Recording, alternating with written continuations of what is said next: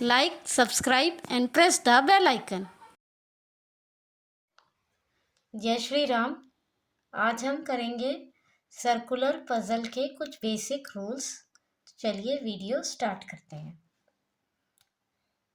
Reasoning में जो bank में रीजनिंग सेक्शन होता है उसमें पजल 15 से 20 मार्क्स का आता है, चाहे पीओ लेवल का एग्ज़ाम हो चाहे क्लर्क का। तो चलिए कुछ बेसिक रूल्स देखते हैं ताकि हम सर्कुलर पजल इजीली कर सकें। सबसे पहले ये सर्कल है, इसमें 8 लोग बैठे हुए हैं। ये आउटसाइड फेस है, ये इसका मतलब होता है जो बाहर की तरफ देख रहे होते हैं आउटसाइड। एक होता है हमारा कि सारे लोग अंदर देख रहे हैं तो उसे इनसाइड कहते हैं, या सेंटर टू द फेस जहाँ लिखा हो मतलब सब लोग अंदर देख रहे हैं। चलिए देखते हैं। इसमें जब भी आपको आउटसाइड दिया हो कि आउटसाइड करके बैठे हैं तो हमेशा ऊपर से स्टार्ट कीजिए अगर आप स्टार्टिंग कर रहे हैं, क्योंकि हमारा राइट और लेफ़्ट फिर सेम हो जाएगा। ये राइट हो जाएगा, ये लेफ़्ट हो जाएगा। और अगर आप सेंटर इनसाइड से स्टार्ट कर रहे हैं, अगर आपका सर्कल इनसाइड से है तो नीचे से स्टार्ट कीजिए, तो ये हमारा लेफ़्ट हो जाएगा और ये हमारा राइट हो जाएगा। अगर आप शुरुआत में पजल पर काम कर रहे हैं, पजल कर रहे हैं, तो हमेशा आउटसाइड में है। आउटसाइड अगर सर्कल दिया हुआ है कि आउटसाइड फेस किया है तो ऊपर से स्टार्ट कीजिए, तो हमारा लेफ़्ट और राइट जैसे हम बैठे वैसे हो जाएगा। और इनसाइड है तो नीचे से करिए, तो हम अंदर देख रहे हैं तो ये भी राइट हो जाएगा और ये लेफ़्ट हो जाएगा। अब सबसे पहले दिया है ए, 8 लोग हैं, वो सर्कुलर टेबल में बैठे हैं और सबके फेस आउटसाइड है। तो A sit third to the right of H. तो अगर मान लीजिए एच हमारा यहाँ बैठा हुआ है तो ए उसके थर्ड राइट में है, तो 1 2 3 ये हमारा ए बैठ जाएगा। क्योंकि आउटसाइड है तो ऊपर से, तो ये राइट इधर हो जाएगा हमारा, बस तो ये यहाँ बैठ जाएगा। और सेम अगर हमारा इनसाइड अगर सर्कल होता तो हम यहाँ से ऐसे काउंट कर लेते, एच यहाँ पर है तो 1 2 3 ए हमारा यहाँ हो जाता, अगर सेंटर की तरफ फेस होता या इनसाइड की तरफ फेस होता तो। चलिए अब नेक्स्ट रूल देखते हैं हम।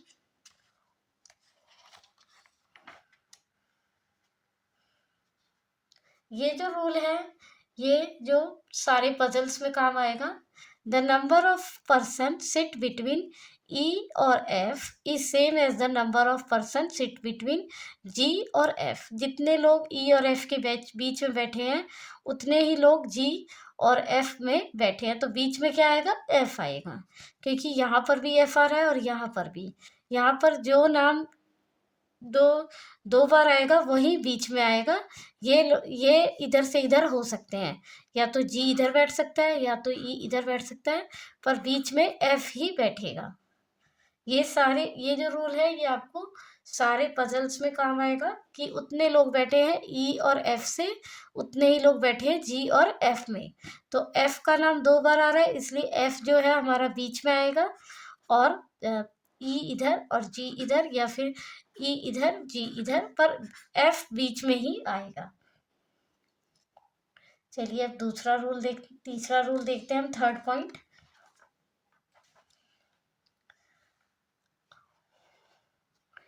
8 पर्सन है, ए टू एच सर्कुलर टेबल में बैठे हैं और सबका फेस इनसाइड है। तो हमारा ऐसा लिखा था, A sit second to the right of G who whom which. इसका मतलब है जो ये हु या ये जो आ रहा है ये इसको फॉलो कर रहा है, which is third to the right of E. मतलब ई जो है, तो ये जो हु होम और विच जो आ रहा है ये इसको फॉलो करेगा, सेकंड पर्सन को। तो ये जो है हु होम और विच ये सेकंड पर्सन को फॉलो करेगा। मतलब जो ई है, ई यहाँ बैठा है उसके थर्ड राइट में जी है और उसके सेकंड राइट में ए है। तो ये इस तरह से बन जाएगा। हमारा जो फोर्थ पॉइंट है, G sit fourth to the right of H and और बट। एंड और जो बट होता है ये इस पर्सन को फॉलो करता है, फर्स्ट पर्सन को। जैसे हु और ये वॉम और विच जो है सेकंड पर्सन को फॉलो कर रहे थे, उसी तरह बट और एंड कहीं पर भी आएगा तो वो फर्स्ट पर्सन को फॉलो करेंगे। मतलब कि इसमें हमारा जो है डायग्राम जो है वो ऐसे बनेगा। वजन तो ये जो है जो भी बट और एंड कहीं पर आएगा तो फर्स्ट पर्सन को फॉलो करेगा। चलिए हम नेक्स्ट पॉइंट देखते हैं। फिफ्थ पॉइंट हमारा,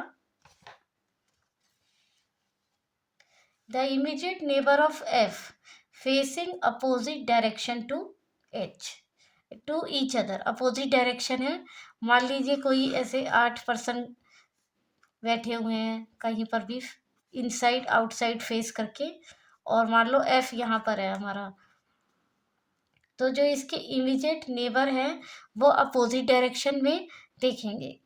चाहे ये बाहर होगा या ये अंदर होगा, ये बाहर होगा, मतलब अपोजिट डायरेक्शन होगा। The immediate neighbour of F facing opposite direction to each other. मान लीजिए एफ का फेस बाहर है,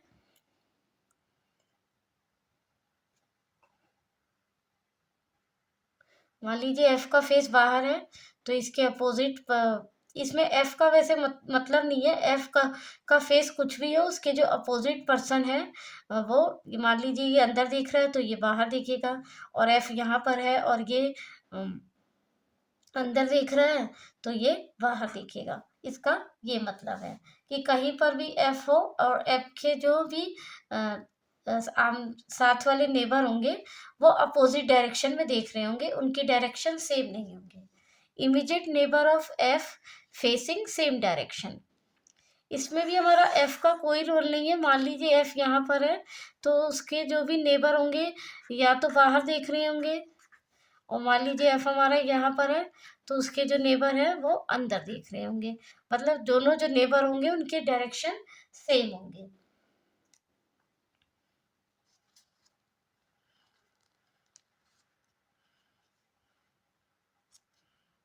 चलिए नेक्स्ट पॉइंट देखते हैं हम।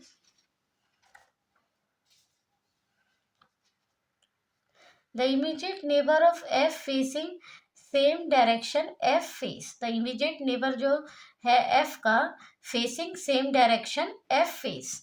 इसमें अब हमें एफ फेस, मान लीजिए एफ का जो फेस है वो अंदर की तरफ है तो उसके इमीडिएट नेबर्स भी अंदर देखेंगे। मान लीजिए एफ का फेस बाहर की तरफ है तो उसके इमीडिएट नेबर्स भी बाहर देखेंगे। इस पॉइंट का मतलब ये है। अब नेक्स्ट पॉइंट देखते हैं।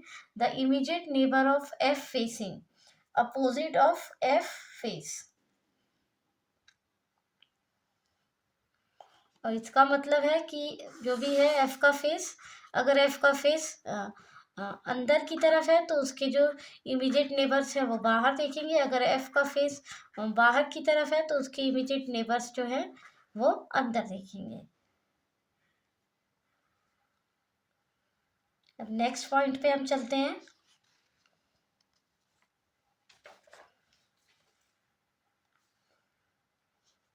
ये लिखा हुआ है ई सिट अपोजिट टू एफ। मतलब अगर ई कहीं पर भी बैठेंगे तो वो आमने सामने ही बैठेंगे। अगर ई यहाँ है तो एफ यहाँ होगा, अगर ई यहाँ है तो एफ यहाँ होगा। इसका मतलब ये है।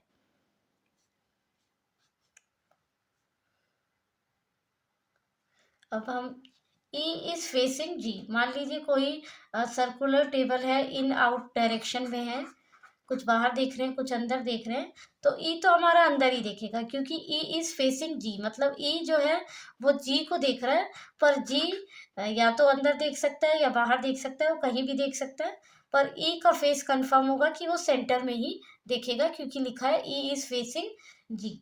तो इन आउट का जो भी सर्कुलर टेबल होगा, कुछ अंदर देख रहे हैं कुछ बाहर देख रहे हैं, और कहीं पर ऐसा लिखा हो ई इज फेसिंग जी, मतलब ई का फेस तो सेंटर ही है, और जी कहीं पर भी देख सकता है, उसका फेस हमें कंफर्म नहीं है कि वो अंदर देख रहा है बाहर देख रहा है, पर ई का फेस कंफर्म है कि वो अंदर ही देख रहा है।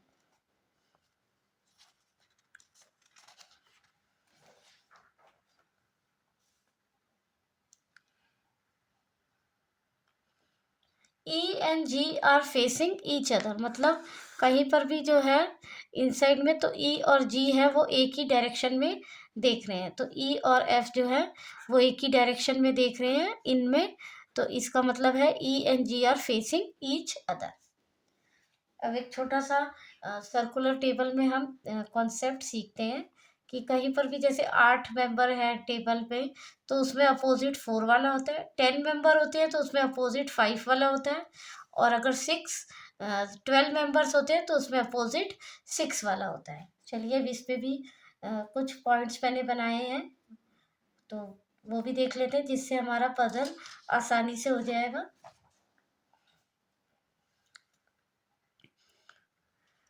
मान लीजिए इसमें अपोजिट 8 मेंबर है तो अपोजिट 4 वाला होगा। तो E sit third to the right of one वो सिट अपोजिट टू एफ। मान लीजिए 8 मेंबर है, 8 मेंबर है इनसाइड है, तो ई सिट थर्ड,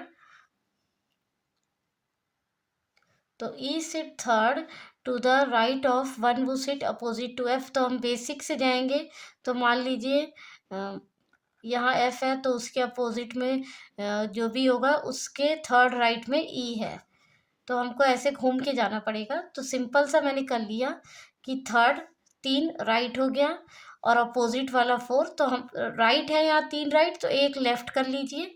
तो जो है ई है वो इमीडिएट लेफ्ट, 1 लेफ्ट मतलब इमीडिएट लेफ्ट में बैठा हुआ है ई।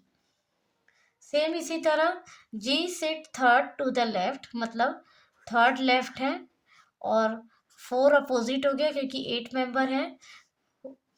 लेफ्ट ऑफ वन वो सिट अपोजिट टू एच, तो मतलब यहाँ पर हमारा एक राइट हो जाएगा, तो जो है वो जी इमीडिएट राइट में बैठा हुआ है। सिंपल आपको ऐसे हो जाएगा, नहीं तो आपको ऐसे करना पड़ेगा बेसिक से कि इसके सामने ये बैठा हुआ है फिर उसके थर्ड राइट में आप जाएंगे।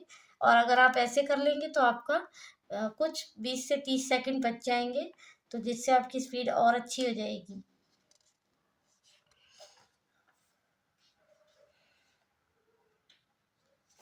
अब इसमें भी F sit immediate to the left of one वो सिट अपोजिट टू एच, तो वह इसी में जो है वो 6 मेंबर है, 6 मेंबर में थर्ड वाला अपोजिट होता है, तो 6 मेंबर है इसमें। तो एफ सीट इमीडिएट लेफ्ट मतलब एक लेफ्ट है टू ऑफ द वन वो सीट अपोजिट टू एच, और 3 अपोजिट है तो 2 राइट, मतलब एफ जो है वो एच से 2 राइट है। तो आप ऐसे इजीली कर सकते हैं।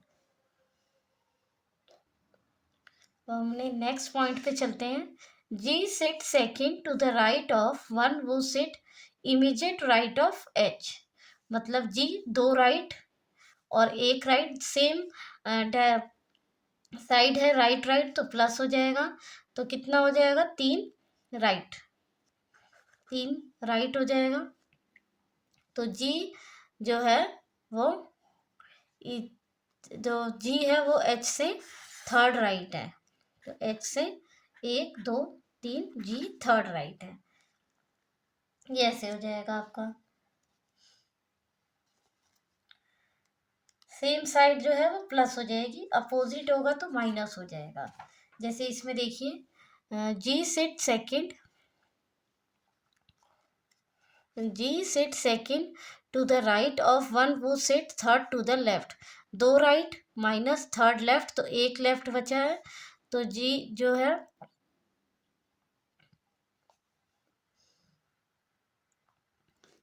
जो है वो एच से इमीडिएट लेफ्ट हो जाएगा, तो एच से इमीडिएट लेफ्ट जी हो जाएगा। अब H sit second to the left of one वो sit third to the left of G, तो 2 लेफ्ट और 3 लेफ्ट, 5 लेफ्ट हो गए। तो जो एच है वो जी से 1 2 3 4 5 लेफ्ट हो जाएगा, तो ये हमारा एच हो जाएगा। सेम जहाँ पर भी अपोजिट डायरेक्शन होगा तो वो माइनस हो जाएगा, राइट और लेफ्ट माइनस हो जाएंगे, लेफ्ट लेफ्ट प्लस और राइट राइट प्लस हो जाएंगे।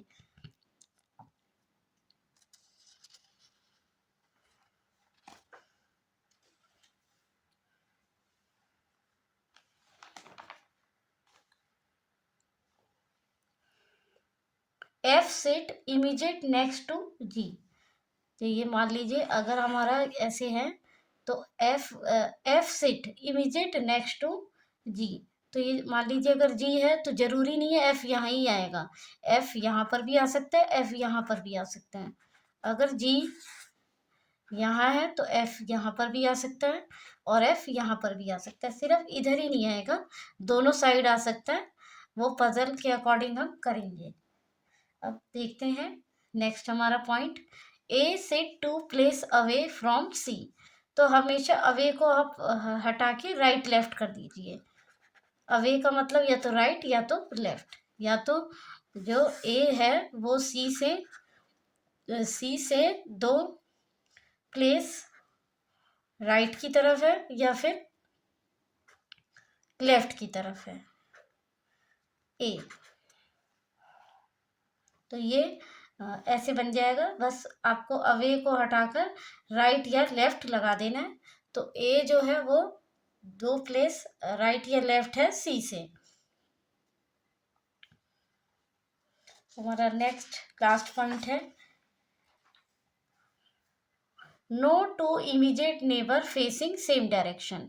इसमें सिंपल सा ये है कि जब भी कोई सर्कुलर पजल ऐसे उसमें कुछ इन या आउट दिए हों कि कुछ लोग इन है तो कुछ आउट है, और कहीं पर ये लाइन लिखा हो तो इसका मतलब 4 लोग इन देख रहे होंगे और 4 लोग आउट देख रहे होंगे, मतलब इनसाइड देख रहे होंगे 4 लोग और 4 लोग आउटसाइड देख रहे होंगे। कहीं पर भी अगर किसी पजल में ऐसे इन आउट वाले सर्कुलर पजल में ऐसी लाइन दी हुई है, no two immediate neighbour facing same direction, तो इसका मतलब 4 पर्सन अंदर देख रहे हैं और 4 पर्सन आउटसाइड देख रहे हैं।